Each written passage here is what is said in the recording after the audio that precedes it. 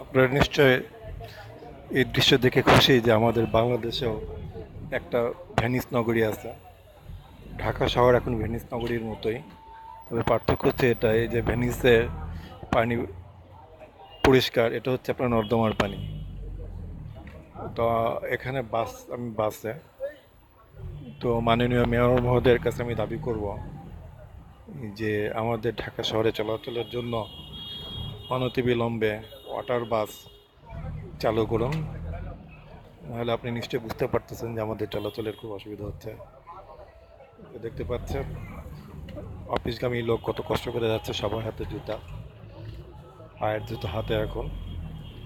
এই হচ্ছে অবস্থা, এই হচ্ছে অবস্থা।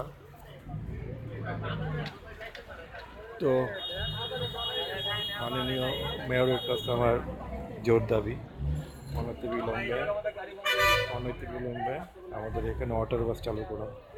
দেখেন কি সুন্দর ঢেউ, আপনারা নিশ্চয়ই দেখতে পাচ্ছেন কত সুন্দর ঢেউ, কি সুন্দর আমাদের ঢাকা।